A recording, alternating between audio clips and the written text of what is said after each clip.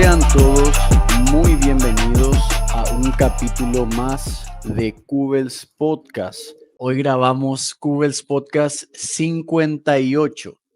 Antes de empezar el capítulo, quiero dar lugar a nuestros auspiciantes.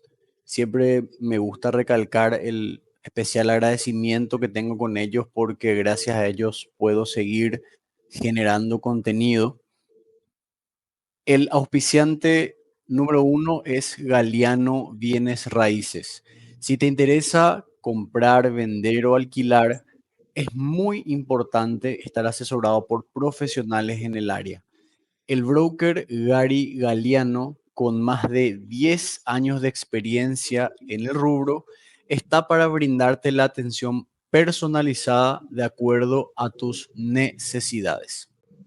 Nuestro segundo auspiciante, RASP, brinda servicios de desarrollo de software a medida, servicios de desarrollo de aplicaciones móviles, desarrollo de software offshore, desarrollo de software empresarial, consultoría en tecnologías de la información e integración de software. Nuestro tercer auspiciante, AM Store, yo uso lo que recomiendo, tu tienda virtual de relojes, relojes originales de excelente calidad, además de que tienen garantía y ellos tienen delivery gratuito a todo el país. Y nuestro último auspiciante, FGG Business. Tenés una idea de negocio, pero no sabes por dónde empezar. En FGG Business, parte del grupo FGG Desarrollos, te ayudamos a estructurar y formalizar tu empresa desde cero.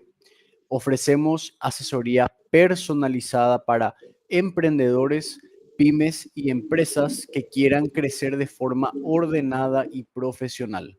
Empezá a construir tu futuro en serio, arma tu plan de negocios, regulariza tu empresa y potencia tu proyecto con FGG Business. Hoy tenemos el gusto de tenerle al licenciado Víctor Ocampos. Es economista, docente, enseña en la Universidad Nacional del Este y en la Uninorte. Ya habíamos hablado, justamente estábamos recordando eso con él, grabamos el capítulo 24. Bueno, hoy capítulo 58 estamos acá de vuelta, entonces muchísimas gracias por estar acá, Víctor. Muchísimas gracias a vos, Ubels, por la invitación y un saludo a toda tu audiencia que siempre está ahí acompañándote.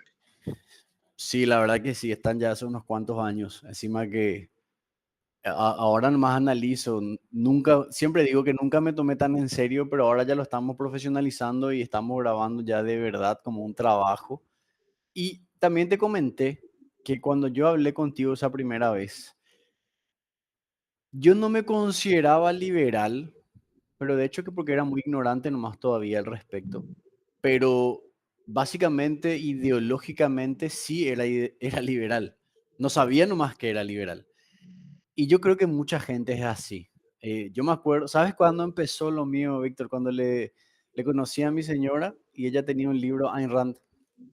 Ah, ya. Y de hecho que Ayn Rand no es liberal, pero tiene ideas que se asemejan. Y miré así un poquitito, me llamó la atención este, Ah, ya. La Ya entiendo. rebelión de Atlas, y acá tengo todos sus libros. Están Sí. todos. Y este leí y dije, Dios mío, esta señora escribe para mí. O sea, te juro que me llegaba tanto lo que decía. Y ahí como que empecé medio a ver, a hablar, y me di cuenta que era ultra liberal.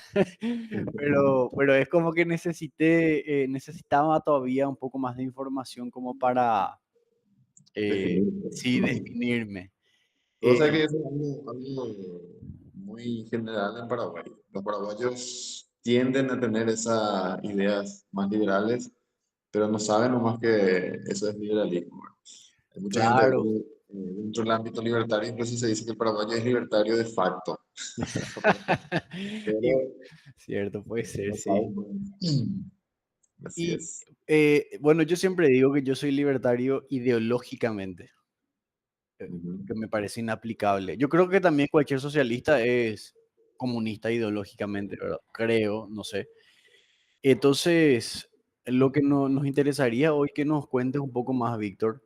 ¿Vos te consideras también libertario o liberal? Sí, yo soy libertario. Libertario. Libertario, no.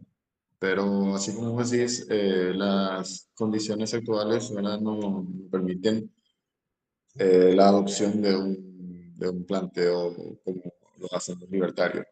Claro. Entonces, obviamente, debido a que estamos en un estado, etcétera, etcétera, entonces debemos ir recurriendo, o sea, debemos, ¿cómo se dice?, ajustarnos a derecho, como se dice, ¿verdad? Y luego tratar de trabajar un poco ahí, ¿verdad? Para moldear Hay que las hacer, hay instituciones. que hacer realpolitik, ¿verdad? Hay que dejar un poco el aspecto ideológico que sirva como norte nomás, ¿verdad? Como utopía para saber hacia dónde caminar.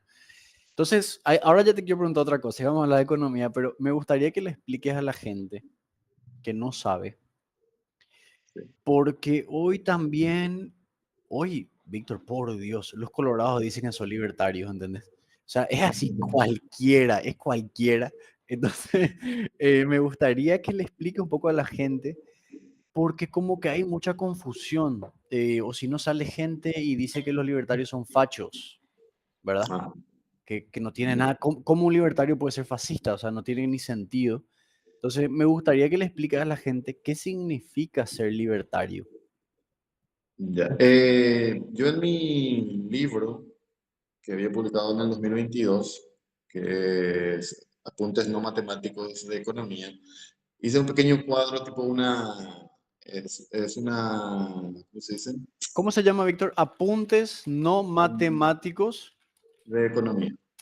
A ver si... Qué interesante. Voy a poner acá para que se vea. Voy a Ajá. compartir. Ah, mira un poco. Apuntes. eh, acá está. Qué Azul es. interesante. Qué interesante. Mira un poco. Voy a comprar. ¿Dónde se compra, Víctor?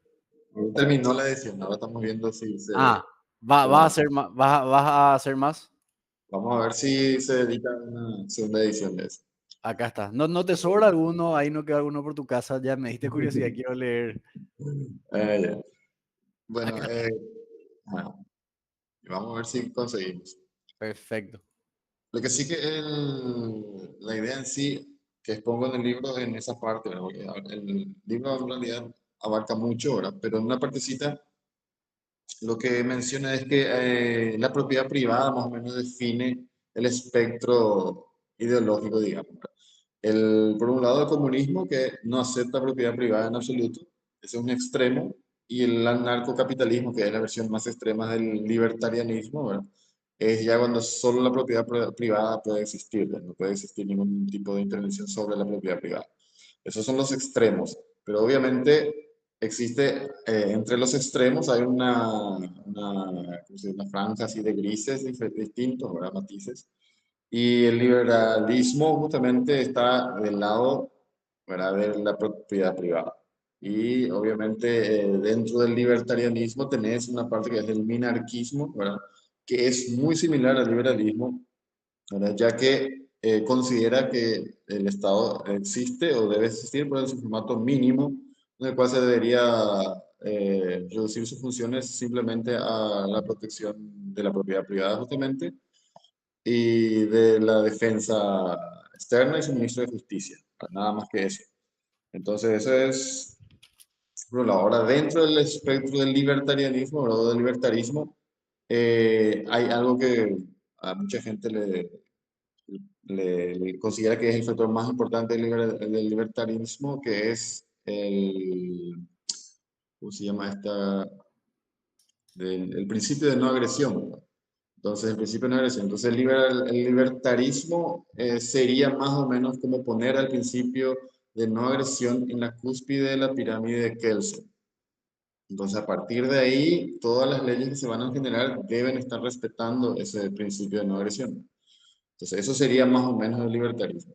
Obviamente, cada uno lleva agua a su molino, ¿verdad? Ese es lo triste, ¿verdad? Entonces, cuando el libertario habla de reducir el Estado y proteger la propiedad privada, obviamente el de izquierdas te va a querer considerar fascista.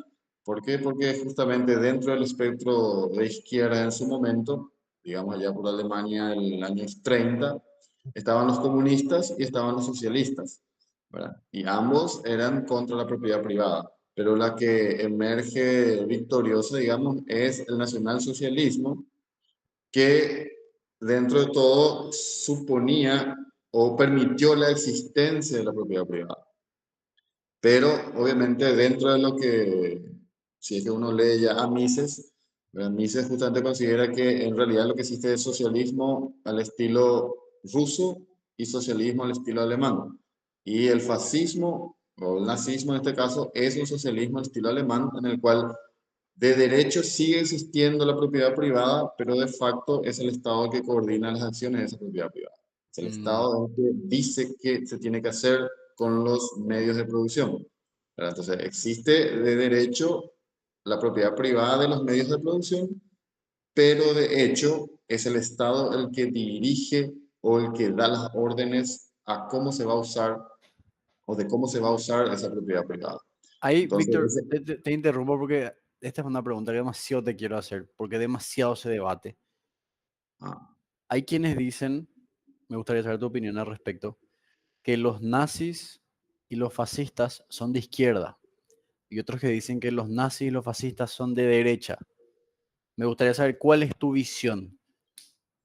bueno, mi visión es que son de izquierda, porque son en realidad, tanto el fascismo como el nazismo nace dentro del ¿cómo se llama? El agua hirviente o el caldeirón, dicen los brasileños, ¿verdad? De lo que eran las disputas políticas dentro de la izquierda europea. Tanto Mussolini militó en izquierdas y claro que también la gente que estuvo en el nazismo también militó en izquierda al principio, solo que justamente dentro de toda esa disputa ellos salen y se ponen en contraposición a las izquierdas tradicionales.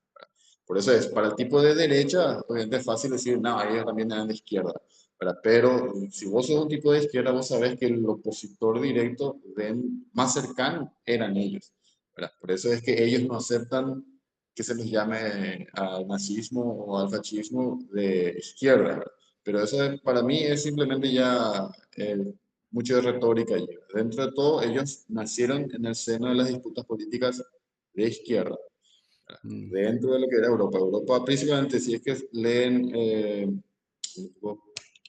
libro de Mises, justamente, creo que es El Estado Todopoderoso, se llama el libro, donde justamente él explica la ascensión del nazismo en Alemania, ¿verdad?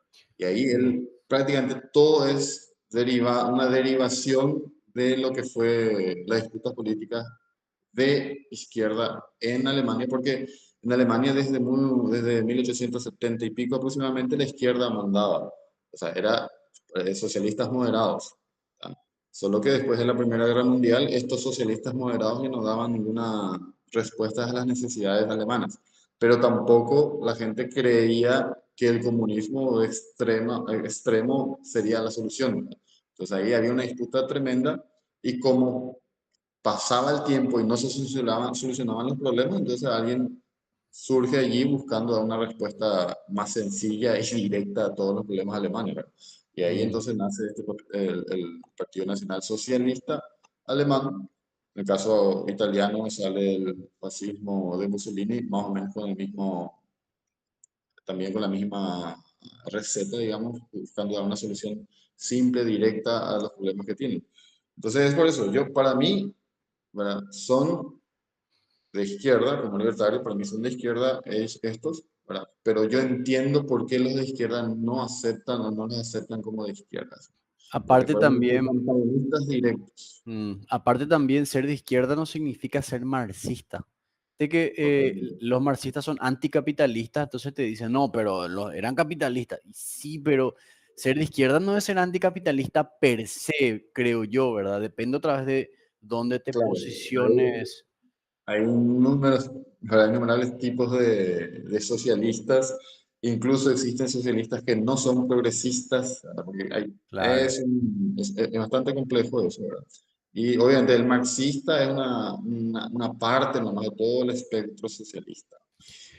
Aparte que hoy para las personas la izquierda es el progresismo. O sea, hoy ser de izquierda es ser progre. pero no saben los perros que la izquierda de verdad es ultra conservadora, así brutalmente.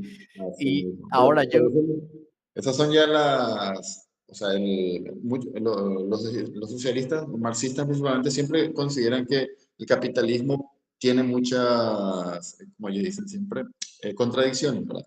Pero ¿qué pasa? El capitalismo sobrevive justamente porque muta, él se adapta, cambia el entorno en el que se desarrolla y se va adaptando a ese capitalismo.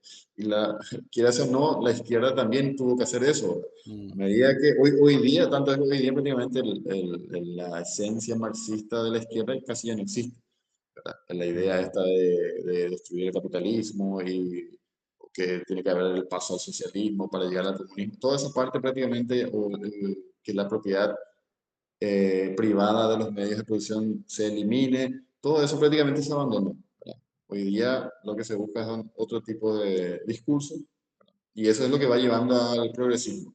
Pero dentro del ámbito socialista tengo amigos socialistas que no quieren saber nada de progresismo. Entonces, claro, es simpático, pero como nosotros le metemos todo en una bolsa, sí. entonces siempre hay esa confusión.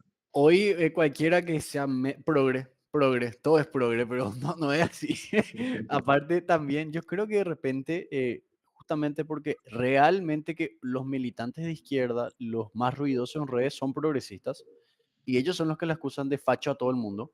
Entonces yo de repente entiendo, bueno, capaz le dicen facho a, a la derecha en general, por ejemplo, a los colorados o a gente de la derecha, porque el eslogan Dios, patria y familia, yo creo que por ese aspecto se le acusa de derecha, ¿verdad? A los fascistas, pero hay que entender que una ideología o un movimiento es más que lo social y que es más que lo económico. Entonces, depende de dónde mires. Es un debate interesante que hay que tener. Así mismo. Bueno, nosotros en el caso sudamericano tenemos el caso justamente que las dictaduras eran financiadas por el imperio, ¿verdad? Por Estados Unidos, y la misión era cazar a gente de izquierda, ¿verdad? Entonces, obviamente que para ellos vas a ser facho, estás cazando a alguien por sus ideas, ¿verdad? Claro, Entonces, esa idea de asociar al fascismo cualquier cosa que no sea de izquierda deriva ya de eso. Y algo simpático incluso que los derechos humanos, por ejemplo, es una bandera de izquierda en Sudamérica. Pero la idea en sí de la creación de los derechos humanos en realidad se hizo para contrarrestar a los excesos de la izquierda en el mundo. En realidad era porque las dictaduras de izquierda eran, ¿a quién la acusaban? Por derechos humanos uno solo puede acusarle al Estado, ¿verdad? Y entonces, para eso se creó eso, para atacarle a la Unión Soviética, para atacarle a Cuba, para atacarle a China, etcétera. Y sin embargo, en Sudamérica las dictaduras resultaron ser de derechas, ¿verdad? sí, Y entonces justamente se dio el efecto contrario, ¿verdad? Porque acá justamente por culpa de las dictaduras de derechas, la izquierda se abanderó con este tema de los derechos humanos. Son cosas, contradicciones, digamos, que ocurrió en Sudamérica porque, quieras o no, en Sudamérica las dictaduras fueron, ¿verdad? de De derecha. derechos, digamos, porque eran la antítesis del comunismo, de los socialistas. Ahora, es que ya me quiero ir por otro lado, pero quiero más volver. Estábamos hablando de definir primero qué es el libertarianismo, pero me parece que todo esto que dijimos es importante también para que se entienda, porque a los libertarios se les acusa de facho, y entonces es importante, eh, porque ahora, por ejemplo, con mi ley en Argentina, leo facho, facho, facho, facho por todas partes, y hay que entender que el enemigo del fascismo es el individuo, o sea, la libertad individual. En el fascismo uno es un tornillo del sistema, ¿verdad? Uno más no más sos. Entonces, hablamos de libertarianismo, principio de no agresión. Después, ¿cómo continuamos? Bueno, tenemos justamente, o sea, el libertarianismo ya es un derivado, digamos, de lo que es el liberalismo en sí. Hoy día incluso hay muchos libertarios que no aceptan el liberalismo como la raíz del libertarismo, ¿verdad? Pero en mi opinión todavía sí es, ¿verdad? Eh, el tema está en que el individuo es ¿cómo se dice? La gente, o sea, es la persona, o sea, ¿cómo se llama? El individuo es el tema central del libertarismo. Estamos hablando de libertades individuales, responsabilidades individuales. Entonces, eso tiene mucho que ver con lo que es el libertarismo. El principio de no agresión sería el principio mayor, ¿verdad? Entonces, justamente cuando el Estado quiere cobrarte impuestos o el Estado te quiere con una ley modificar tus acciones, obviamente está atentando ya contra la libertad del individuo. Entonces hay ya una especie de agresión allí. Entonces, eso se trata, ¿verdad? Eh, a ver, otra cosa. Bueno, como dije, al tener al individuo como pieza fundamental, ¿verdad?, de todo lo que es la ideología en sí, ahí justamente no podemos aceptar colectivos, ¿verdad?, humanos, ¿verdad? Que es justamente la diferencia con lo que sería la izquierda, ¿verdad? Entonces, el Sí. libertario es responsabilidad individual, es libertad individual. Por lo tanto, no puede ingresarse como colectivo. Por eso, normalmente yo digo, cuando se monta un partido político libertario, a mí me parece que ya se está desvirtuando un poco la idea, ¿verdad? Pero se entiende que aquellos que buscan las libertades individuales es o tiende a ser libertario, pero eso tiene que ver también con el liberalismo clásico. O sea, el liberalismo también buscaba eso, ¿verdad? Buscaba justamente la preeminencia del individuo sobre justamente el Estado en este caso. Obviamente creo que la gente ya sabe más o menos, ¿verdad?, que el liberalismo nace dentro de lo que antes de eso era el feudalismo, eran las monarquías absolutas, etcétera. Entonces, en respuesta a eso, surge justamente el movimiento liberal. El movimiento liberal es un movimiento emancipador de estos yugos monárquicos que existían en esa época. Estamos hablando de la Revolución Gloriosa en Inglaterra de 1688 aproximadamente, que se rebelan los varones o sea, se rebelan antes, que ya se rebelan, pero en 1688 ocurre la Revolución Gloriosa y finalmente el rey pierde sus poderes absolutos, ¿verdad? Entonces se instaura un congreso y este congreso empieza a tener voz, ¿verdad?, en la toma de decisiones. Entonces, todo esto fue un proceso largo, ¿verdad? Pero justamente ahí es donde el individuo va empezando a tener mayor importancia, ¿verdad? Si se habla un poco de la Carta Magna en Inglaterra, etcétera, es algo muy interesante, ¿verdad? Porque antes de eso el rey hacía lo que quería. Con la Carta Magna se instaura el debido proceso legal y todas estas cosas que fueron dándole mayor importancia al individuo. Al individuo ya no se le podía mandar preso por cualquier cosa, ¿verdad? Se tenía que probar, tenía que hacer un proceso y demostrar que ese tipo. Entonces, son pequeñas cosas que le fueron dando mayor empoderamiento, digamos, al individuo, ¿verdad? Entonces, eso fue derivando a lo que nosotros vemos pues, en el liberalismo económico inglés y después viene el liberalismo francés, ¿verdad? El liberalismo francés ya en 1789, con la caída de la Bastilla, obviamente ahí están las declaraciones de los derechos civiles, ¿verdad?, del hombre, ¿verdad?, que es también una forma de tratar de darle mayor importancia al individuo por sobre lo que eran los monarcas de esa época. Entonces, de derivación de todo eso es el liberalismo. ¿Y qué ocurre? El tema está en que el liberalismo funcionó, digamos, en ciertos países de Europa, dio paso a lo que fue la revolución industrial, ya con el liberalismo económico. Eh, Luego viene digamos, la revolución socialista y obviamente a inicios del siglo XX pierde fuerza la idea liberal. Pierde fuerza la idea liberal porque justamente la revolución socialista, la revolución comunista en Rusia tuvo éxito, justo coincide con la Gran Depresión en Estados Unidos, que afecta prácticamente a todos los países liberales de esa época. Y obviamente ahí prácticamente todos piensan que el liberalismo ya no sirve. Entonces ahí es donde justamente se cambia un poco el timón, ¿verdad? Pasa a ser ya, o sea, tenemos que considerar también que existieron dos guerras mundiales de por medio que implica economía planificada. Entonces todo eso hizo con que el Estado vaya creciendo y se transforme en uno de los agentes más importantes de la economía mundial. Entonces, todo eso, bueno, si hablamos de economía, vamos a hablar ahí del famoso debate entre Keynes y Hayek también, ¿verdad? Pero lo que pasó es que todo eso fue haciendo con que las ideas liberales vayan quedando un poco más hacia atrás. El ejemplo a seguir era una economía planificada y eso hizo con que muchos, ¿cómo se dice? Muchos partidos políticos, etcétera, buscaran una mayor intromisión del Estado en el quehacer de la gente.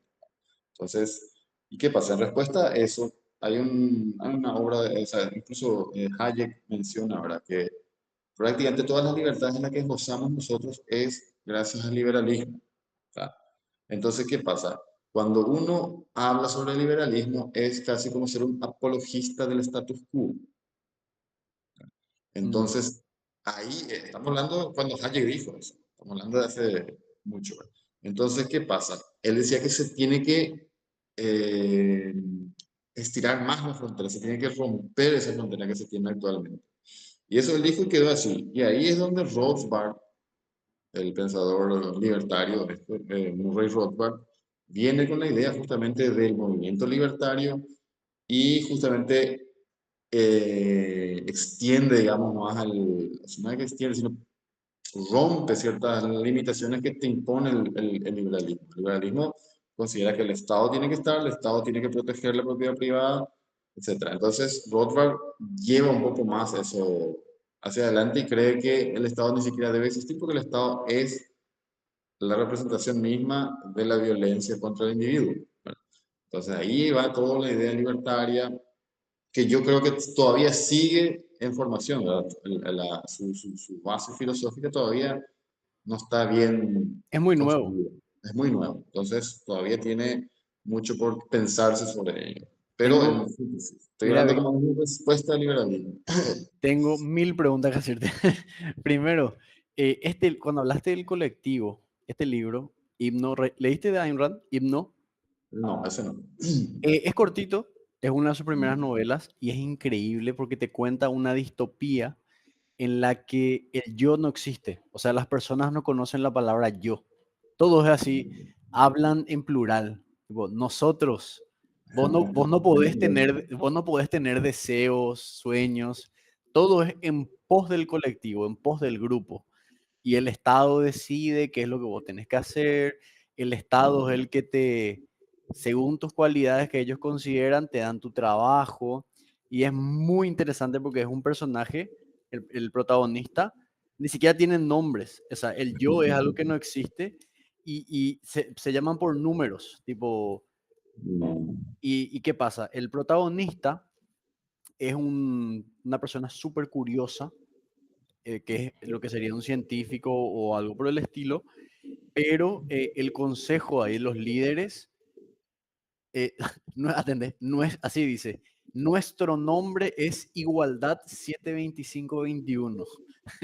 Así se llaman Igualdad, y viste que dice nuestro. Y es interesante porque el consejo decide y ve que este tipo es muy curioso y que quiere crear y le hacen ser barrendero, ¿verdad? O sea, como que se nota que se inspiró en la idea de la República de Platón, que según Platón los filósofos reyes son los que deciden qué es lo que vos tenías que hacer y eso. Entonces, una recomendación para que se entienda cuál sería la distopía para los que defendemos la individualidad. Y siempre a los liberales se nos trata que porque sos individualista sos egoísta. Y no es así. El No. individualismo significa que vos defendés el proyecto de vida de cada uno, que si bien somos seres sociales, el grupo es importante, los demás son importantes, pero no podemos poner el colectivo, o mejor dicho, no podemos decir que el colectivo es moralmente superior al individuo. Eso nomás se trata, ¿verdad? No se trata de que somos los liberales o los libertarios, somos unos egoístas que no tienen No, pero sentido. ese justamente es, es una herramienta que utiliza la izquierda para tratar ¿cómo se dice? De echar de menos, tratar de ganarse votos. En realidad eso es lo que ellos buscan. Entonces siempre se le trata a prácticamente todo lo que no sea socialista, pero ellos es individualista, por lo tanto es egoísta, por lo tanto no piensan en el prójimo, son una escoria humana. Entonces, Básicamente. más o menos así ellos plantean la situación. No, incluso yo creo que no piensan realmente que es así, pero es un discurso válido para ellos, porque ellos, o sea, es simpático, la vez que yo converso con personas de izquierda, yo siento que ellos están militando permanentemente. ¿Verdad? Sí. Todo el tiempo ellos están haciendo política, ¿verdad? Entonces, por eso tipo, tienen un discurso prácticamente construido, ¿verdad? Y le tiran para cada situación, ellos tienen exactamente la misma respuesta estandarizada. ¿Verdad? Sí, Y así yo los veo. Y entonces, por eso es que están usando, o sea, prácticamente le llaman facho a todo lo que sea que no sea de izquierda, ¿verdad? Y eso yo creo que está totalmente, incluso para mí es peligrosísimo eso. claro que sí, sí, Porque lo que vos estás haciendo estás vulgarizando el terror, ¿verdad? Porque el fascismo sí y el nazismo fueron algo terrible, fue algo terrible que ocurrió en la humanidad. Y ahora vos analizás eso llamándole fecho a cualquiera que esté en contra tuyo. El día, es como el del pastorcito mentiroso, el sí. cuentito del pastorcito mentiroso. El día en que venga el lobo realmente, ¿verdad? Nadie va a creer y se va a dar cuenta recién cuando se lo coma No, al vamos a brazo. ver cuando el facho de verdad esté ahí Claro, en el poder, ahí vamos a decir, ah, me parece que no tendría que haber banalizado o vulgarizado la palabra, porque decimos facho a todo. Y esto es interesante porque ahora, por ejemplo, yo veo que mucho la gente de izquierda en general está abogando mucho por China, ¿verdad? Que realmente que hoy la izquierda, su planteo es la economía planificada. Eso, básicamente eso es. Todo el discurso eso de que estabas comentando ya se quedó atrás, como dijiste. Hoy abogan por economía planificada. Inclusive defienden el autoritarismo y dicen que la democracia liberal no sirve. Es cierto que la democracia tiene sus falencias, en el sentido de que para que funcione como tal, los votantes deben ser personas informadas, educadas, que bueno, sabemos que hoy nuestra democracia más que nada es una oclocracia, ¿verdad? Que ya es una degeneración de la democracia que se siguen las opiniones de las masas, no más que masa desinformada, pero aún así prefiero toda la vida una democracia que esté medio fallada, manipulada, que es cierto, al autoritarismo, porque la gente yo creo que no dimensiona lo que es vivir el autoritarismo como tal. Si uno se pone a investigar, lees Archipiélago Gulag de Solzhenitsyn, que es una locura lo que vivían ahí, o lo mismo, vamos con Mussolini, vamos con Hitler. Entonces, hoy abogan por China, pero yo vi que periodistas que critican al partido presos 5 años. Eh, entonces, de repente, como que queda, ¿qué preferís? Es tenés cierto. la dictadura de acá también, la dictadura de acá también hacía lo mismo, y era una economía planificada. ¿En Prácticamente serio? todas las empresas eran del Estado, las grandes Mm, empresas eran del Estado, Acepar del GNC del Estado, Flomeres del Estado, se crea IPS, o sea, las dimensiones son muy grandes, ¿no? Paraguay es un país muy chiquito y era una gran estancia prácticamente durante la dictadura. Pero la misma cosa, que se discutía, se le casaba, ¿verdad? Se le callaba y se le mandaba, se le hacía correr, ¿verdad? Y prácticamente el gobierno es el que tenía sus planes incluso de 5 años, de 15 años. Si lees un poco sobre lo que era la economía de Stroessner, vas a ver que era una economía planificada. Incluso yo suelo hacer un chiste con los amigos surdos, ¿verdad? Porque en realidad prácticamente todo lo que hizo Stroessner es un calque de lo que hacía eh, ¿cómo se llama? Este, Cuba ahora, pero solo que con auspicio yankee. mm, Pero volviendo a lo que vos estabas diciendo, el tema de la planificación económica, el caso chino es un caso que hace mucho y se sabe. O sea, China, o sea, primero voy a decir una situación de Mises que habla sobre la democracia, la diferencia entre la dictadura y la democracia. Justamente es que en la democracia se forman opiniones y, y el gobierno debe actuar en base a esas opiniones, ¿verdad? Entonces, cuando la opinión pública no le gusta, hay un cambio de gobierno, etc. Ya en la dictadura no existe eso. Simplemente está el dictador y punto, ¿verdad? Ahora bien, ¿qué pasa? Según Mises, en la propia democracia, si la opinión pública es homogénea otra vez, o sea, no hay una disputa o sea, simplemente se forza a que las opiniones sean las mismas, va a caer necesariamente en los mismos efectos de una dictadura, mm, ¿verdad? Por eso es que dentro de la democracia lo que vale, lo más importante es justamente la libertad de prensa y opinión, ¿verdad? Eso es lo que justamente genera las críticas que el gobierno debe recibir para que éste justamente vaya corrigiéndose. Porque ¿cuál es el problema de una dictadura? Es que no se nota, él no consigue ver sus efectos. Entonces, y calla a quien lo critica. Entonces, al callar a quien lo critica, vos te vas, es como que yo le sobreproteja a un hijo. ¿Verdad? A mi hijito le sobreprotejo, y entonces, ¿qué pasa? Él se vuelve un tipo súper débil, cuando choque con alguien se va, ¿verdad? O yo voy realmente debilitándolo en el caso del ejemplo de la criatura es así, pero en el caso de un país, su economía se debilita, ¿verdad? La sociedad misma se vuelve burra, digamos, o no tiene pensamiento crítico, todos los problemas que tienen nuestros países, ¿verdad? Que son frutos de grandes dictaduras, ¿verdad? Sin embargo, con la democracia, esa crítica constante es lo que le vuelve antifrágil, es lo que justamente le va fortaleciendo. ¿Verdad? Entonces ahí mencionando un poco parafraseándole a Nassim Taleb, ¿verdad? La antifragilidad, ¿verdad? En realidad vos Muy buen autor.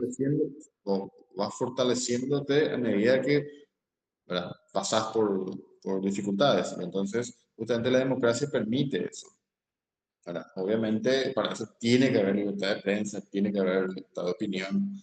Entonces, una democracia en la cual la prensa esté pagada y diga lo que la autoridad quiere nomás, obviamente es ya prácticamente una dictadura, no existe más una libertad de prensa real.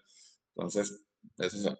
Ahora, volviendo a lo que es la economía planificada y la economía descentralizada, ¿verdad? Justamente la diferencia está en que, en algo que en informática llaman el único punto de falla.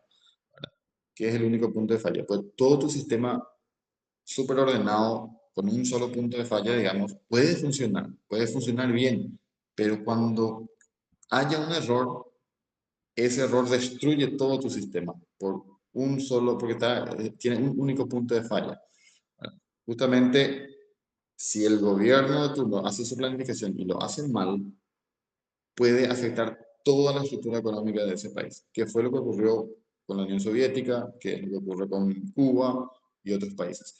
En China ocurrió también hasta 1979. O sea, hasta 1979 China era centralizadísimo, economía súper centralizada, pero no prosperaba. Seguía siendo pobre, un mercado gigantesco, pero pobre.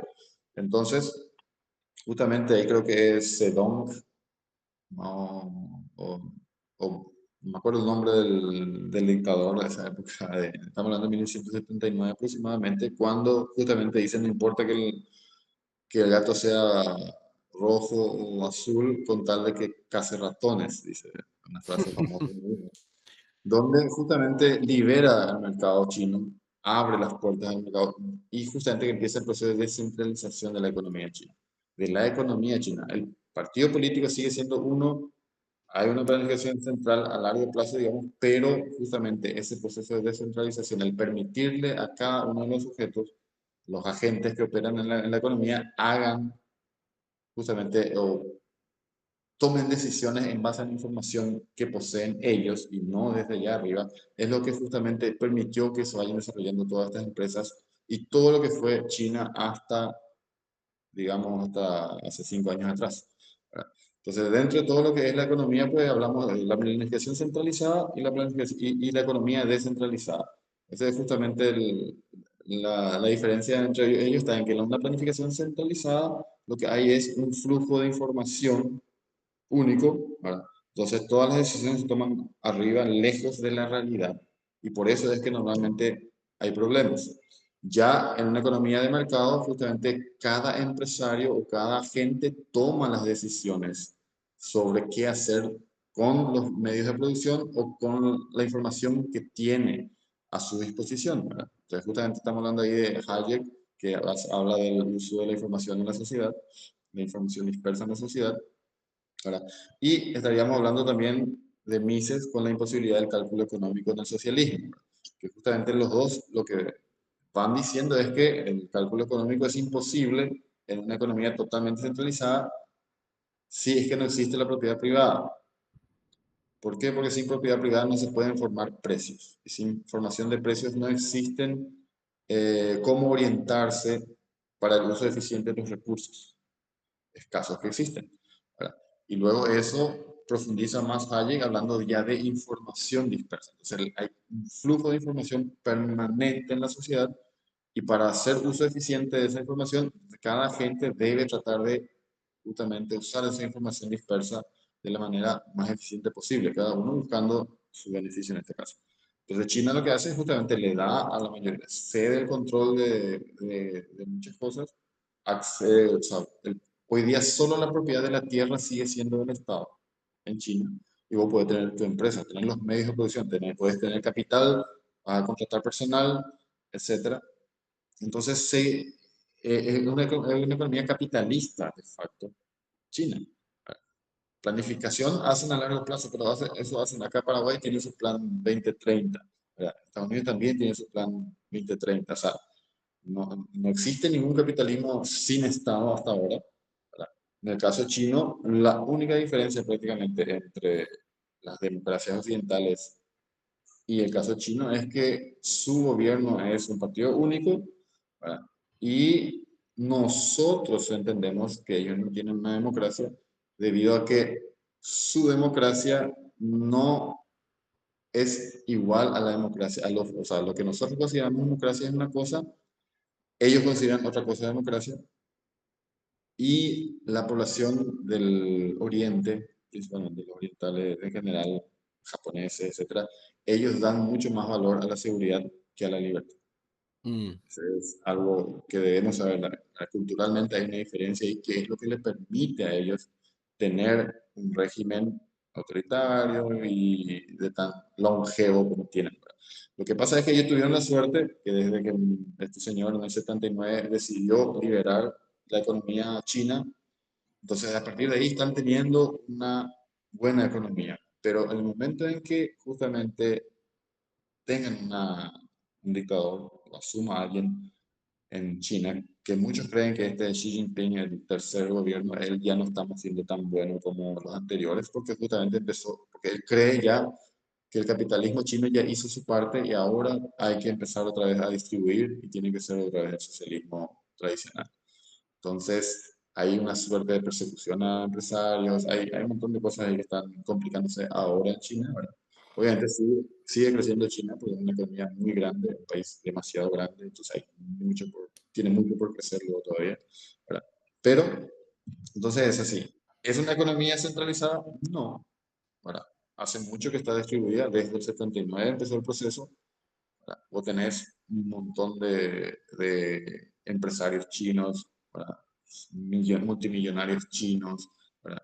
El Estado tiene poder, mucho poder centralizado, sí, tiene poder centralizado, pero su economía no. Es el Estado el que hace todo. O sea, el Estado deja a que cada gente haga mejor uso posible de su información. O sea, económicamente es capitalismo de mercado. sí.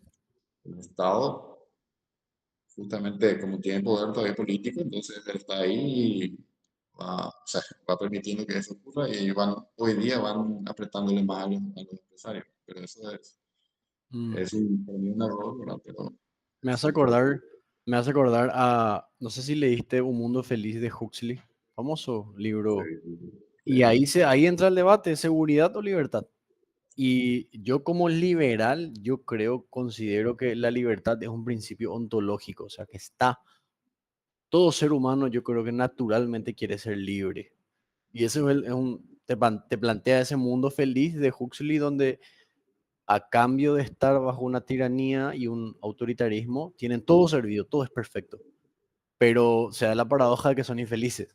Entonces, claro, eh, ahí lo que yo te quería preguntar, porque me gustó mucho lo que dijiste de esto, de que ese flujo de información hace que se critica al gobierno, que se hagan cambios, y vemos que funciona, porque que haya ganado Milei en Argentina es algo que es una locura, o sea, era algo impensable. Y el tipo se fue y puteó en todos los programas de tele, instaló un discurso y hoy tenemos esto. Se acabó eso de que la prensa nos llena la cabeza de determinadas ideas porque eso se hacía y se sigue intentando hacer, solamente que ya no se puede. Y yo de repente digo, las personas no dimensionan lo que dicen, por ejemplo, no sé si te acordás que Lula intentó banear Twitter en Brasil Sí, Y había gente que estaba festejando, ¿verdad? Defienden su soberanía. Pero yo creo que no dimensionan el peligro de que te quiten la información. Hoy por hoy realmente tenemos demasiada información y vos entras a Twitter, te ponen una noticia, mirás las respuestas, tenés notas de comunidad, tenés respuesta a otra persona que te da una versión alternativa. Entonces, es difícil que te instalen, aunque hay gente que dice que la democracia es manipulable, que es cierto, yo creo que sí, es manipulable, pero prefiero mil veces una democracia manipulable a un autoritarismo brutal, que ahí no hay escapatoria. totalmente. Justamente el fenómeno es interesante, es similar a, o sea, yo siempre trato de asociar con la invención de la imprenta, ¿verdad? Imagínate el costo de acceder a información en el año 1300, ¿verdad? Para poder copiar un libro tenía que ser a manuscrito y tardaba un año en transcribir un libro. Y obviamente, ¿quién podía pagar eso? Solo iba a poder pagar el clero o La no sé, monarquía. la aristocracia. Entonces, era reservado el conocimiento y por tanto el poder a muy poca gente, ¿verdad? Justamente lo que hace la imprenta es democratizar la información. Porque a partir de ahí vos podías armar las páginas y copiar 1000 páginas en una sola vez, en la siguiente página, etcétera. Vos empezabas a emitir el mismo proceso, periodo de tiempo de un año, digamos, podías escribir, hacer copias de miles y miles del libro que se haya copiado, ¿verdad? Entonces, mucho más gente, se abarató el costo de la información. Entonces, un fenómeno similar es lo que está haciendo Internet, ¿verdad? Internet lo que hizo fue justamente abarató el costo no solo de acceder a información, sino de generar incluso información, ¿verdad? De transmitir información. Entonces, hay una suerte de democratización, hay una información totalmente descensada y distribuida hoy día. Obviamente, eso está tocando al poder de los medios de prensa tradicionales. Ellos son los principales abanderados de cualquier ¿cómo se dice? Política que censure a los medios alternativos, digamos, ¿verdad? Entonces, en el caso brasileño sí que es aberrante, ¿verdad? Porque prácticamente ningún medio de prensa tradicional se manifiesta en contra de los abusos que está teniendo el Supremo Tribunal Federal de Brasil, ¿verdad? Justamente yendo ¿cómo se llama? A Twitter o a X, ¿verdad? Entonces, son cosas que si fuese a la inversa, ¿verdad? O sea, Hija, eh, si fuera la inversa, me claro, imagino. ¿entendés? Sí, Eso sería una muestra absoluta de dictadura. Entonces, sí. ¿qué pasa? Se miden con varas distintas, ¿verdad? Principalmente la gente de izquierda, ¿verdad? Y está mal, ¿verdad? Y el problema está, ¿por qué hace la prensa eso? ¿Por qué cayó? O sea, ¿por qué no le ataca la prensa al STF en Brasil? Y hay muchas cosas. Una de ellas es que supongamos que le comienza a atacar un solo medio de prensa comienza a atacarle al poder en este caso.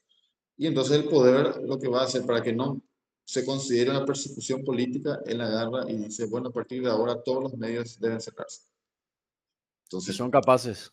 claro, entonces por eso es que los medios que están callan, ¿verdad? Callan, prefieren callarse como si nada pasara y siguen con esto. Pero a mí, paulatinamente lo que se está haciendo es que se está entregando el poder humano. O sea, el cuarto poder prácticamente deja de existir. Se une al poder dominante entonces, en ese momento. Entonces, eso es lo que yo veo que está pasando en Brasil, ¿verdad? Y me parece que es horrible.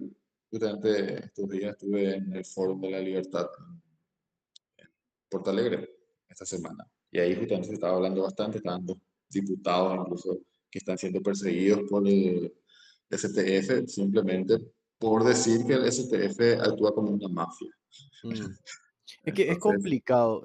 Siempre yo digo, inclusive acá en Paraguay, quería tu opinión de lo que está pasando acá en Paraguay, porque para mucha gente te dice, imagínate, la otra estuve debatiendo, me decían que el Colorado es el coloradismo instala el libre mercado.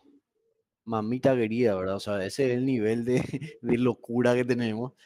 O si nos dicen que el Colorado instala libertarianismo. Tengo cosas que preguntarte como economista, me gustaría saber tu opinión de Paraguay, porque primero te quería preguntar si crees que el Estado hoy en este país permite el libre mercado como tal, ¿qué tipo de manera, qué tipo de mercado tenemos? Eso sería la primera pregunta. Y la segunda que te quería preguntar es, ¿qué pasa con la inflación en este país? No sé cómo está en Ciudad del Este, pero acá, aparte que te venía tirando el BCP 0%, 0%, 0%, más bola, imposible.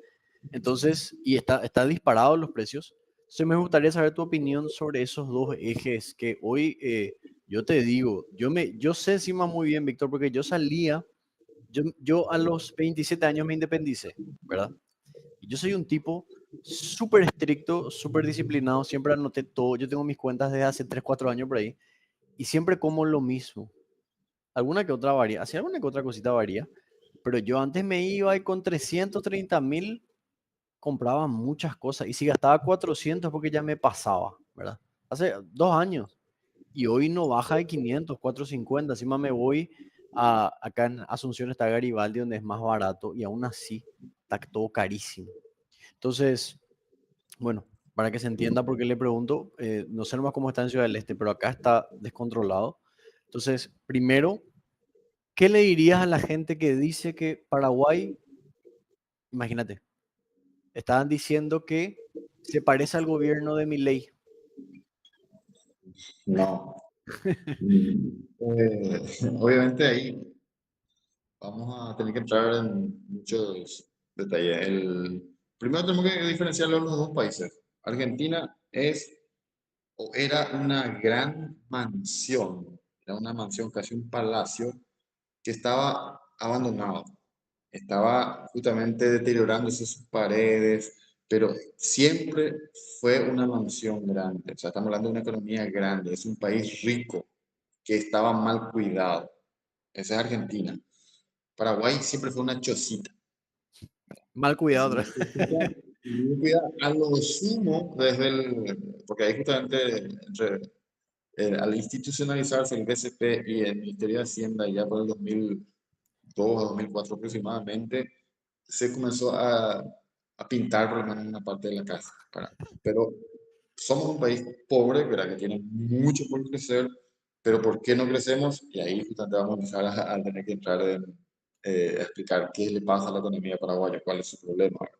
Entonces, principalmente una de ellas es que es una economía muy chica. Hoy día tenemos menos habitantes que hace 10 años, entonces tenemos un mercado más chico todavía. Entonces, por un lado. Pero luego, ¿qué tenés? Tenés un país en el cual, justamente, cuando hablamos de mercado, tenemos que entender también que el mercado es todo intercambio que realizan los seres humanos, libremente. ¿Verdad? Entonces, el mercado no es ni un dios como algunos le quieren llamar, sino el mercado en realidad es conocimiento colectivo. En realidad, justamente todas esas transacciones van generando una información y en base a esas informaciones se toman otras decisiones de manera individual. Entonces, todo eso genera un flujo de información permanente. Ese es el mercado. Ahora bien, hay ruido en esa información, ¿verdad? Hay obstáculos en ese flujo de información. Y ahí normalmente el obstáculo lo propone el Estado. En el caso paraguayo, ahí vamos a entrar a hablar un poco sobre muchas cosas. Pero hay algo interesante. Hay el mercado per se y está el mercado organizado. El mercado organizado es justamente cuando, esto lo dice Hicks, que es un economista inglés, cuando habla sobre la historia del pensamiento económico, y él justamente menciona a las ciudades-estados italianas, ¿verdad? De cómo empezaron a crecer y se transformaron en ciudades-estados súper ricas. ¿Por qué? Porque justamente la autoridad, en este caso eran los príncipes de Florencia o de Venecia, etcétera, ellos asumieron la función de suministro de justicia y seguridad a los comerciantes. ¿Por qué? Porque en el comercio pues es una transacción permanente y existen los oportunistas, ¿verdad? Existen los ladrones, siempre existieron. Entonces cuando no había ese mercado, entonces el propio mercado tenía que virarse para protegerse y eran costos, se le llaman costos de transacción elevados. Entonces, cuando el Estado, esto, o sea, en este caso los príncipes decidieron, bueno, nosotros nos encargamos de la seguridad y la justicia, lo que hicieron fue reducir los costos de transacción para los mercaderes, para los comerciantes, y eso permitió un flujo comercial mucho mayor en esas ciudades. Obviamente a cambio de un impuesto, ¿verdad? ¿Qué es lo que sería un Estado actual? ¿Verdad? Obviamente hay muchas diferencias en eso, ¿verdad? Pero esa es básicamente la función. Un Estado, un mercado organizado es justamente donde se permite el intercambio comercial y existen reglas de cumplir, ¿verdad? Que tienen que cumplir con lo acordado, ¿verdad? En plazo y forma. ¿Verdad? Entonces, es un mercado organizado. En el caso paraguayo, justamente, o sea, lo que quiero decir es que se hace un marco institucional para que opere el mercado, para que la gente pueda intercambiar. Hay un marco institucional. Marco institucional, estamos hablando de reglas, ¿verdad? Un montón de reglas y justamente el brazo fuerte de la ley que es para hacer cumplir esas reglas. Entonces, ¿qué pasa? En Paraguay, justamente esas reglas o están disparatadas o se hace cumplir a unos pocos y al resto no se le hace cumplir, entonces está totalmente distorsionado el propio marco institucional. Entonces nosotros tenemos como país la dificultad. ¿Por qué Paraguay no progresa por más que en teoría haya un mercado libre? Es porque no es del todo libre por un lado y justamente no está organizado porque su marco institucional es débil. Nosotros tenemos mucha debilidad institucional al punto de que justamente lo más preciado en una economía de mercado es la propiedad privada. Sin embargo, estamos en un país donde la propiedad privada no está protegida porque tenemos justamente en registros, catastros, grandes problemas de corrupción que justamente hacen que haya más títulos de propiedad en el país que su extensión geográfica permite, ¿verdad? O sea, yo tengo un montón de casos conozco en los cuales aparecen dos, tres títulos de propiedad sobre una misma propiedad, ¿verdad? Mm, Entonces, imagínate la cantidad de extranjeros que ya han sido estafado. estafados con este tipo de, de Te situaciones, ¿verdad? comento, Víctor, algo que sepa que le pasó a mi mamá. Tenía un terreno. Se fue al terreno, se estaba construyendo una casa en su terreno. Eh, y bueno, al tipo le jodieron, al pobre tipo, y que se había Mm. casado, se endeudó millonariamente. Y habló con mi mamá y acordaron y bueno, mi mamá le vendió el terreno. Pero imagínate si mi mamá le decía, no, no, se quedaba Claro, con... no, bien, Es brutal. Y sí, te sí. quería contar eso que estabas, para ejemplos de lo que estabas contando. Tengo un amigo que se dedica a vender productos veterinarios y él quería traer unos productos que se le da a los pollos de engorde. Hizo todo, le trancaron. Y él no entendía, no puedo dar nombres de qué parte del ministerio, pero le trancaron, punto, ¿verdad? ¿Qué sé? Yo Mm. llamó, averiguó y le dije, bueno, mira, lo que pasa es lo siguiente. Hay un político que está ahí dentro que puso una ley que solamente se puede importar ese producto a partir de una cantidad así estúpida, exorbitante. ¿Para qué? Para que solamente, porque solamente él puede pagar eso, ¿entendés? Nadie puede pagar. Claro, claro. Entonces, justamente, ¿cuál es la característica del mercado libre? Es justamente la libre entrada como oferente en este mercado. Y ese tipo de leyes justamente lo que hacen es crear barreras de entrada. Justamente ahí, esas son las sutilezas, ¿verdad? De cómo el mercado libre que dice la gente que existe en Paraguay no es realmente libre, ¿verdad? Entonces, está reglamentado, está diseñado, digamos, para favorecerle a algunas personas más. Y justamente ese es lo que, o sea, el mercado, el libre mercado, pues justamente era el permitir a que cualquiera pueda, ¿verdad? Pagar por sus errores o ser premiado por sus Claro, virtudes. No estamos hablando de meritocracia, estamos hablando acá simplemente de gustos del mercado. El mercado, si le gusta tu producto, va a comprar y con eso te va premiando día a día a venir a comprar. No te gusta, no le gusta más tu mercado, te castiga dejando de comprarte, ¿verdad? Entonces, es una estructura, digamos, jerárquica inestable, ¿verdad? Permanentemente en disputa y eso es lo que hace crecer una economía. Ahora, ¿qué pasa? Justamente la política es un orden jerárquico estable, digamos, mucho más estable que el mercado, por lo menos durante 4 años, 4 años, 4 años. sí, Entonces, pero ¿qué pasa? Al modificar las reglas o hacer marcos institucionales a la medida de los amigos, es justamente cuando vos destruís todo eso que justamente llamamos libre mercado, ¿verdad? Acá lo Porque que tenemos es crony capitalism, o sea, capitalismo de compinches o... Y te quiero contar otro sí, caso, anotelo, atendé. Acá se construyó un Super 6 gigante en una avenida. Super 6 son unos delincuentes. Es absurdo el precio que tienen, así, absurdo. Y frente a donde se construyó Super 6, había una persona que tenía un negocio por años, que era tipo un super que me parece que vendía en contrabando, ¿verdad? O sea, vendía muy barato, pero nunca le cerraron. ¿Qué significa eso? El mm, tipo seguramente que con la Z ahí coimeando, todos tranquilos. Víctor, se abrió el Super 6, cerramos su negocio. La SED vino y ah, le cerró. Así, pero ahí te das cuenta que es como que quién puede pagar más. Es, los oligopolios utilizan el Estado a su favor y sí, también le pregunté a la dueña del súper donde me voy, que es en el centro, que es mucho más barato, y me dijo que no para de irse la SED. O sea, sin parar se van a ver qué pueden hacer para cerrarles. O sea, buscan, buscan, mm, buscan. Y acá lo que pasa es que esto, y la gente dice que también, que o todas estas estaciones de servicio que se instalan acá en Asunción, no sé si en Ciudad del Este es así, pero acá en sí. Asunción también, ¿verdad? Lleno de estaciones de servicio y dicen que eso es libre mercado. Y no tiene ni siquiera sentido, ¿verdad? No, y Es, esos ya son justamente efectos colaterales de la inexistencia del libre mercado. ¿Verdad? Esos son, ahora, o sea, en el caso de las estaciones de servicio sabemos que no es, o sea, si uno hace un estudio simple ahí como digamos, de la flota vehicular de Asunción con la cantidad de surtidores que hay, etcétera, uno va a darse cuenta que esos surtidores no tendrán mucho rendimiento que digamos. Pero ¿por qué hay tantos? Sabemos que el Paraguay es un país en el cual la gafilat tiene los ojos encima, ¿verdad? Entonces existen demasiadas muchas maneras. O sea, antes hubo un tiempo en que los moteles también abundaban.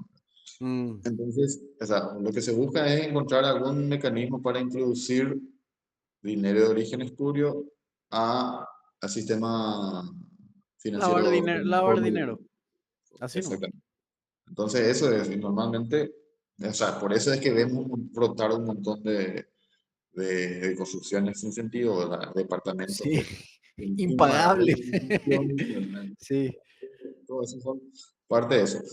¿Verdad? Y justamente, ¿qué pasa? Como la merca no tiene o goza del libre mercado, justamente lo que le da beneficios absurdos a quienes operan en ese ramo y obviamente es ya consecuencia de todo eso lo que vemos por las calles de nuestras ciudades. Entonces, ese es, o sea, no es libre mercado así de per se nomás. Y el caso del supermercado y la misma cosa, vos, el contrabando en realidad es simplemente una actividad totalmente sin víctimas, ¿verdad? Pero que la ley justamente es la que lo transforma en criminal, a un sujeto que simplemente está comprando y vendiendo. ¿Verdad? sí, Comprando en un lugar y vendiendo en otro lado, la ley es la que lo criminaliza y entonces se prohíbe. Vos generás una barrera de entrada, en este caso, a productos que vienen de otro lugar, y con eso vos les beneficias al compinche que hizo el lobby para eso. Entonces, exactamente. eso no es libre mercado, bueno, eso es algo que vemos mucho en Sudamérica. Creo que es en todas partes del mundo luego, sí, por eso no vamos a... bueno, pero esa es... Pero no hay que confundir con libre mercado. Libre mercado es justamente un proceso en el cual la gente toma decisiones, ¿verdad? Dispersas y distribuidas y en base a eso trata de lograr su beneficio, ¿verdad? A partir del momento en que vos recurrís al Estado para obtener más beneficios, en este caso favores del Estado, entonces ahí vos estás dejando de ser economía de mercados. Incluso, ¿cómo se dice? Milton Friedman dice que los peores adversarios de la economía de mercados son los académicos, los economistas, ¿verdad? Y los empresarios. Claro, porque los empresarios, siempre yo digo esto, viste que muchas veces el Estado le salva a las empresas, es que los empresarios los empresarios no son liberales, o sea, los empresarios tienen que mantenerse a flote, ya está. Guau, la gente quiere criticar y dice que mucho liberalismo, pero cuando están por quebrar el Estado les salva. Bueno, pero eso no es Sí, liberalismo. no. Justamente la idea en sí de por qué un empresario se arriesga es porque está asumiendo riesgos. O sea, ese dentro de todos los debates antiguos sobre la economía de mercado, el socialismo, etcétera, se hablaba mucho de que justamente el empresario o el capitalista está asumiendo riesgos al emprender. ¿Por qué? Porque está tratando de producir cosas y vender de cara al futuro donde no se sabe lo que puede pasar. Entonces, esos riesgos asumidos es compensado con la renta, ¿verdad? Con el rendimiento. Ahora bien, cuando empezás a no tener rendimiento, o sea, se cumplen lo que estaba, los riesgos, surge algo que no estaba planificado, te afecta negativamente y te vas a pedir socorro para el Estado, entonces no tenía derecho a tener esos rendimientos que estabas teniendo. Entonces, Claro, ese es el gran problema que se tiene, o sea, en todo lo que es economía, al confundir lo que es economía de mercado, ¿verdad? Entonces, incluso si hablamos de lo que fue la Gran Depresión y el debate entre Hayek y Keynes, ¿verdad? Los austriacos siempre fueron, o los economistas de esa época, siempre eran a favor de que el propio mercado vaya sanando sus heridas, digamos. ¿Por qué? Porque en realidad una crisis económica es un proceso de rebarazamiento de activos, ¿verdad? Entonces, empresas quiebran porque no están haciendo bien las cosas. que quiebre el que Entonces, tenga que quebrar. que quiebre y entonces otra empresa, otro sujeto compra, adquiere una fábrica que ya no funciona, es por algo, entonces reutilizas las naves industriales para otra cosa. Entonces, vos estás haciendo con que se corrija eso, ¿verdad? Entonces, ese era lo que se sugería que se haga.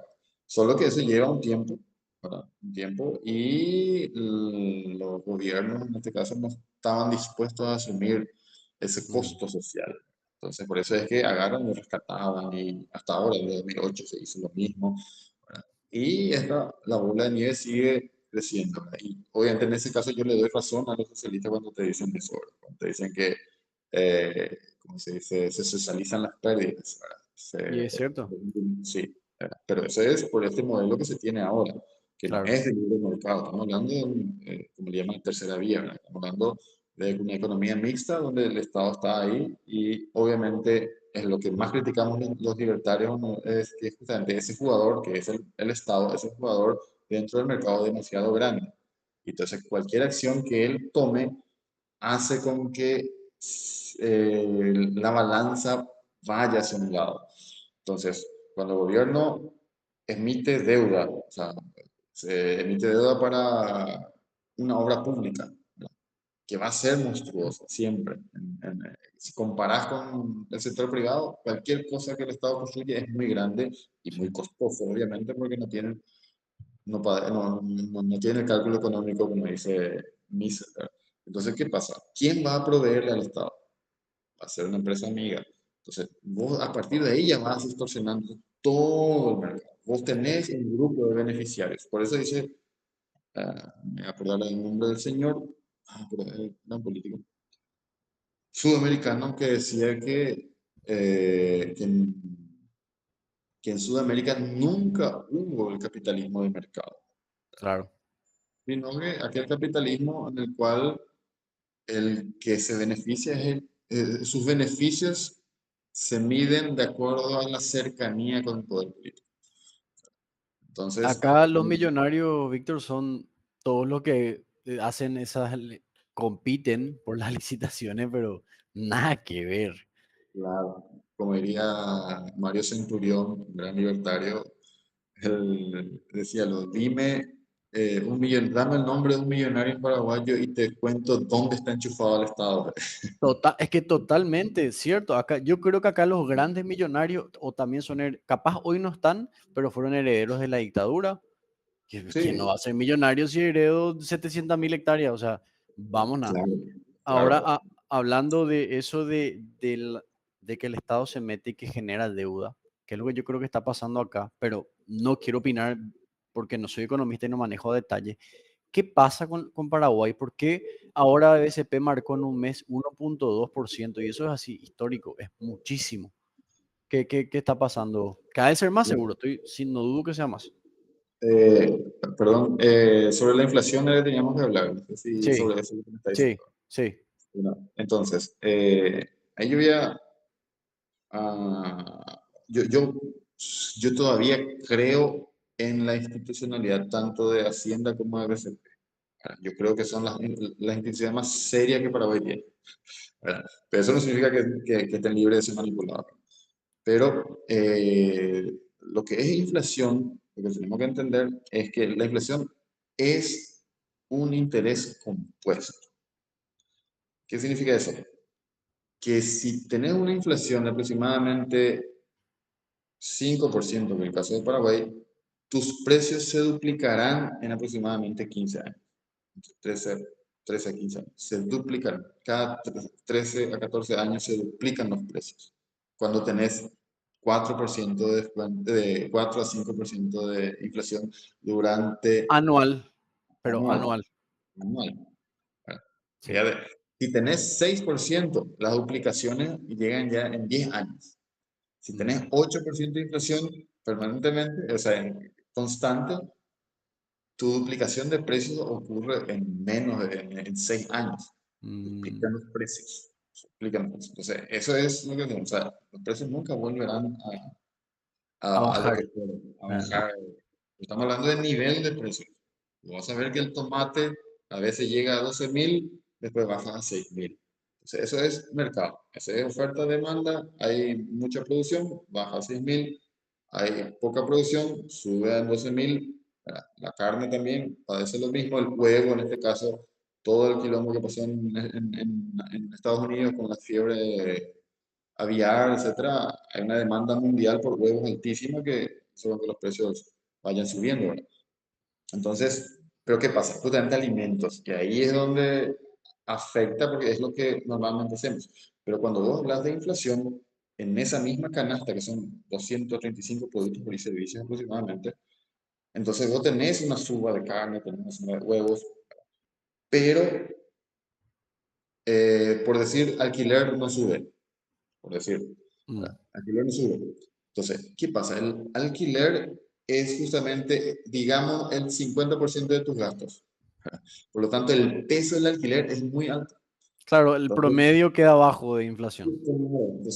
alquiler no subió 0% de su variación, pero justamente del ítem que es el 50% de la canasta. Claro. Entonces, y ahí pues todo lo demás que suba hace con que tu índice general siga siendo pequeño, ¿verdad? Mm, O sea, en mi opinión, la inflación medida por el BCP está técnicamente bien, ¿verdad?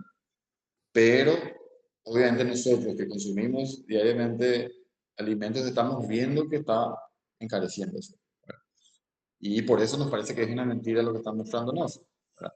Pero, como yo digo, en mi opinión sigue siendo técnicamente correcto, pero tenemos que considerar qué es lo que se mide, todo lo que se está midiendo. Incluso hay unos informes del BCP, pueden acceder ahí, donde te muestran todos los productos que más subieron y que más bajaron en ese mes. Ahora es solo informes hasta febrero, no hay todavía de marzo. Marzo va a haber recién ahora en abril y así sucesivamente. Pero por eso es bueno mirar un poco eso. Y el tema del gasto público, que el caso paraguayo que va creciendo desde el primer gobierno de Cartes empezó y no paró de subir. Ahora estamos llegando a 40% del PIB ya. O sea, hasta ahí nomás se puede. eso no les va a parar, Víctor. No, porque más que eso ya comienza a haber dificultades. O sea, ahí vamos a poder posiblemente entrar en lo que pasó con Argentina. Una deuda pública muy grande y empezar a emitir, ahí justamente ahí sí ya sería inflación generada por emisión monetaria, ¿verdad? Y ahí sí, Fenómeno monetario y fiscal sería ya ahí. sí, exactamente. O sea, Y, fenómeno y, monetario es cuando pagas tus deudas con emisión monetaria. y Paraguay, ¿qué pasa? O sea, lo que quiero quedó claro. Igual, yo creo que es que metodológicamente yo creo que se tiene que hacer un cambio. ¿Me explico? Sí, Porque, capaz que va a actualizarse el método. claro, porque así Este- como yo puedo poner de una manera que me tire unos lindos números, ¿verdad? Pero lo que te quería preguntar es si vos sabrías, ya quedó claro, ¿verdad? ¿Qué es eh, aumento sostenido de los precios en general, ¿verdad? Es la inflación. Ahora, ¿Por qué está pasando eso acá? Eso es lo que yo todavía no estoy terminando de entender. No sé si es por la deuda pública. Hay gente que me dijo que es porque se traía mucho de contrabando a Argentina, o se compraba muy barato en Argentina. Y ahora que ya no está haciendo así, como que acá está faltando. Entonces, Sí. qué sé yo, ¿verdad? Me gustaría saber tu opinión para entender, según tu visión, por qué está habiendo una inflación acá que yo creo que ya no es solamente para los alimentos, sino que es medio generales. Los alquileres, yo veo un aumento Bueno, en todo, como o te, lo siento. como te dije, Paraguay, el propio Banco Central del Paraguay tiene una meta de inflación. O sea, nosotros sí o sí van a subir los precios 4% al año. Ese era el Ese es mínimo, el sí, mínimo. Por eso el banco usa sus instrumentos de regulación monetaria justamente si es que no están subiendo lo suficiente para que suban más. sí. O sea, ese es el caraculo, ¿verdad? Entonces, eso es lo que va pasando. Ahora, dentro ahí de lo que sería el área metropolitana de Asunción, obviamente tenían la opción la gente de ir a buscar en Argentina. Pero eso no se cuenta dentro en el cálculo de la inflación. Existen no sé cuántos locales en Asunción donde siempre se mide. Y una de ellas es el mercado, etcétera. Pero normalmente no es, cuando hablamos de precios de contrabando ya no es. Eso no se calcula dentro del análisis del IPC. Entonces, ¿qué pasó? Ustedes tenían, así como así nosotros también teníamos, ¿verdad? Acá la gente se iba, o ibas a comprar acá en el supermercado y tenía casi 3 veces más caro que irte a comprar en Argentina. Entonces Mm, la fila era impresionante para cruzar hacia Argentina para poder comprar esa mercadería. Pero esos son la suerte de ciudades fronterizas. sí. Esa Asunción tenías a Clorinda y casos sociales tenías Puerto Iguazú o Foz de Iguazú. ¿Verdad? Obviamente eso ahora disminuyó, ya no existe más el flujo hacia Guayaquil, es más, vienen ellos ahora otra vez hacia acá. ¿Verdad? Pero eso no es un volumen suficiente como para que afecte a los Mm, índices, ok, al índice de precios. ¿Verdad? Entonces, acá nosotros tenemos una inflación inducida por el BCP, pero medida, está controlada, 4%. Ese es el objetivo meta, 4 con 2% hacia arriba y 2% hacia abajo. Es decir, cuando se va acercando al 6 lo que se hace es se saca dinero de circulación. Si está acercándose al 2 o sea, no llega al 3 entonces se inyecta liquidez para que suba a 4. Entonces, ese es el proceso general. Entonces, vos sabés que los precios van a subir un valor en general, en términos generales, 4% al año. Ese es el objetivo de Paraguay. Banco Central. No nos vamos a salvar de eso. Porque esa es la forma en que se hace sí, es emisión de que política monetaria hoy día. entiendo, o sea, Mm. yo sabía, un amigo trabaja en el tema y me dijo 4%, pero me parece que ahora vamos a pasar ese, al menos porque ya hicimos 1,2 en un mes. Claro, justamente ahí, eso es una alarma para que el Banco Central utilice ese instrumento de regulación monetaria para frenar eso. Si logra frenar, perfecto. Si no, ahí ya tiene que más que hacer. Pero viste que estamos hablando de inflación. Inflación en sí hoy día es la suba generalizada de precios en el tiempo. O sea, no es tampoco que subió hoy y Sí, el siguiente bajó, entonces no se puede considerar como inflación. ¿Verdad? Por eso es que los austriacos y muchos economistas monetaristas consideran que la inflación es un fenómeno monetario y solo monetario. ¿Por qué? Porque es derivación de una política monetaria mal hecha. O sea, inyectar liquidez, pagar deuda con emisión monetaria permanentemente, eso genera inflación. ¿Qué fue lo que ocurrió en Argentina? Ah, Ahora bien, hay subas de precios que se dan, ¿verdad? Pero eso no es todavía inflación. Yo puedo claro. agarrar y poner un impuesto, así como hizo Trump, aranceles a todo el mundo, unos impuestos del 20% de todos los productos que se comercializan en el país.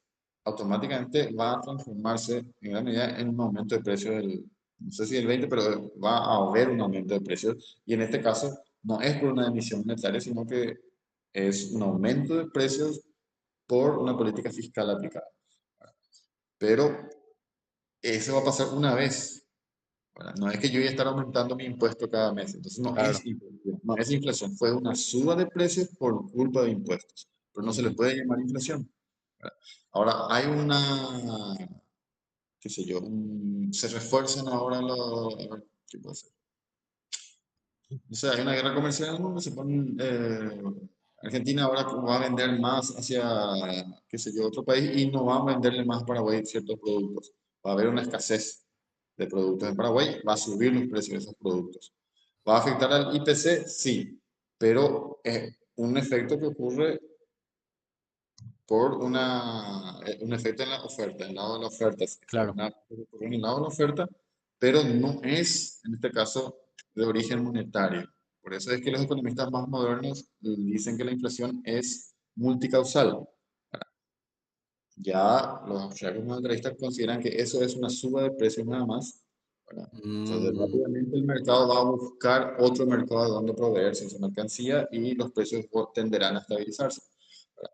Entonces, la inflación que Paraguay tiene es de origen monetario causado deliberadamente, pero está controlada, que es la inflación del 4%.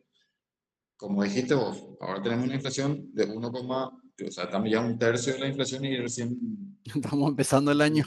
estamos empezando el año. Entonces, Sí, ahí sí es un peligro, hay que empezar a tomar cuidado. Obviamente, por eso digo, el Banco Central tiene un equipo muy bueno, bueno, tiene un equipo bien formado siempre, por lo menos eso es lo único positivo, o sea, una de las pocas cosas positivas que Paraguay transmite al mundo es justamente su estabilidad macroeconómica, sí, que es el trabajo, es el resultado del trabajo de la SED y el BCP durante los últimos 20 años. O sea, estamos hablando de un trabajo serio que se hizo durante mucho tiempo, ¿verdad? Obviamente, puede ser que ahora de repente este gobierno decida echar todo a perder, ¿verdad? Eso no sé, ¿verdad? mm, Pero yo no creo en eso, no creo que lleguen a hacer eso. El problema nuestro es que justamente Paraguay no prospera, no por, o sea, la parte económica se hace todo bien, todo bien. ¿Por qué? Porque justamente haciendo bien la buena letra en BCP y en Hacienda, vos tenés el ok de todos los que te van a financiar.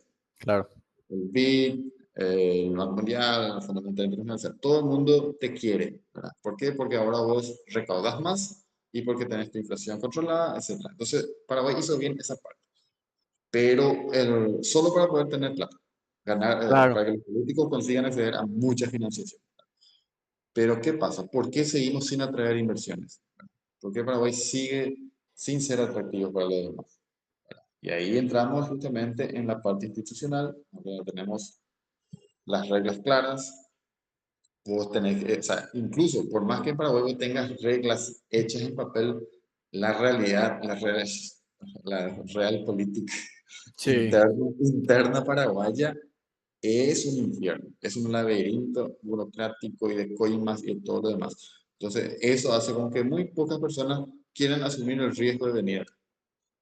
Entonces, eso ese es me el acuerdo problema. que me comentaste luego en la primera vez que hablamos en el primer podcast, que acá la gente, sí, cierto, hay pocos impuestos, lo que fuere, pero hay tanta corrupción y tanta burocracia que dicen no, no vale la pena.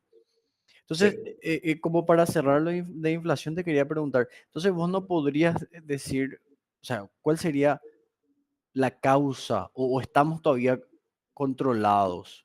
Porque yo pienso la deuda, puede ser, o es como que todavía no se puede definir. No, no se puede definir aún, porque tenemos que analizar la oferta monetaria. Ahí tendría que entrar un poco en los datos de BCB para verificar cuánto está el tema de las emisiones de dinero. Mm, Entonces, solo teniendo esa información yo podría decirte si se está emitiendo a full y por eso está mm, pasando. Pero aún así, normalmente en Paraguay tiene tipo unos 8 meses tarde. O sea, claro, vamos a ver a final de año qué es lo que está pasando. sí, el gobierno emite ahora full y eso va a repercutir en los precios recién pasado unos 8 meses aproximadamente. Espectacular.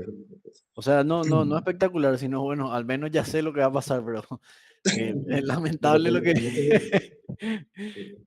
tenemos que ver Perfecto, si realmente es una emisión, si es que está habiendo una emisión monetaria, eso tengo que verificar.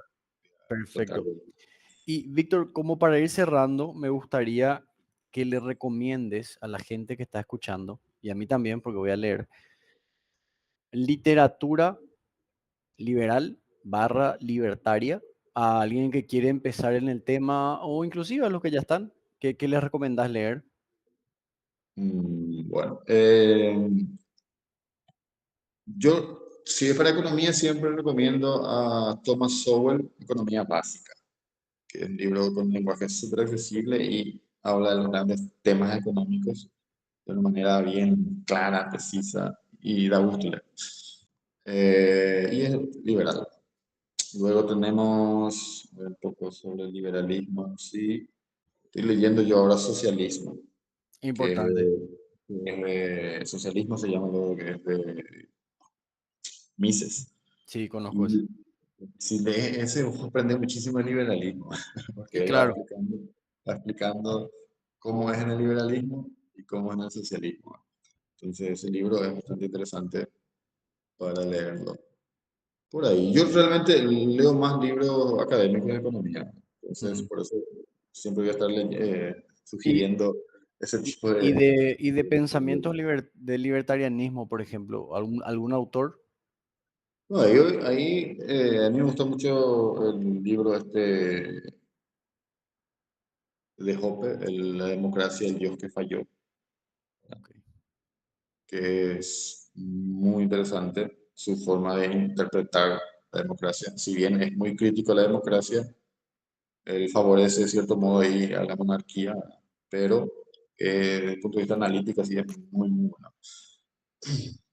Eh, por ahí. Luego, obviamente, después están los clásicos Camino de Servidumbre y eso que son bastante interesantes también, que de Camino de Hayek. servidumbre de Hayek.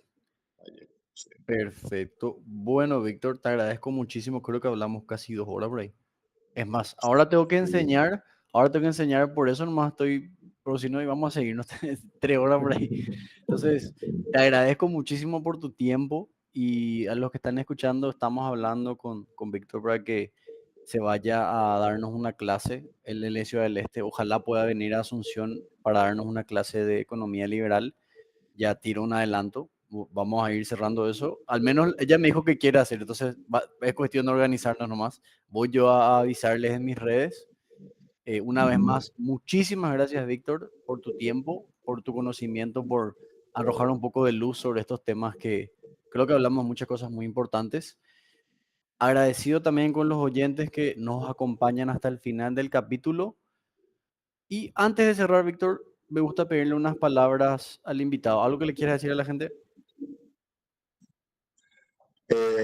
Bueno, de mi parte lo que yo siempre quiero es que la gente tenga siempre hambre de conocimiento, ¿verdad? Que dude primeramente, ¿verdad? Siempre lo bueno es dudar, la duda, como diría, creo que es Aristóteles el que dice que el conocimiento nace del asombro, no, la filosofía nace del asombro, dice. Sí, Entonces, también definitivamente. filosofía es pensar, hacerte preguntas, ¿verdad? De que algo te tiene que asombrar, en este caso, tiene que admirar, observar, admirar y a partir de ahí tratar de entenderlo, ¿verdad? Entonces, esa búsqueda por conocimiento es fundamental. Entonces, siempre suelo decir stay hungry, ¿verdad? Sí, Mantente con hambre de conocimiento porque uno nunca va a aprender todo. Y a mí me parece que una vez que te empezás a leer un libro, empezás a conocer algo, eso va conectando un montón de otras cosas y te sumergís en ese mundo, digamos, de lo que es la lectura del conocimiento. Obviamente vas a empezar a entender muchas cosas y te vas a quedar cada vez, te vas a ir dando cuenta que, bueno, lo cuán insignificantes somos, ¿verdad? Pero es espectacular toda esa odisea, digamos. Entonces, sigan. espectacular, Víctor. Esa frase eso que dijiste, Aristóteles decía que el hombre por naturaleza desea saber, ¿verdad? Que el asombro es el principio de conocimiento y ellos a esa frase le llamaban Taumacein. Eh, Taumatzen. Taumacein, tiro porque a mí me pareció interesante cuando lo leí en su momento. Yo estoy estudiando filosofía, Víctor, por eso estoy como que en el tema. Entonces, bueno, ahora sí, muchas gracias, Víctor, muchas gracias a los oyentes y una vez más, muchas gracias a los auspiciantes que me permiten seguir creando contenido. Nos veremos en otro capítulo de QS Podcast. Chau, chau.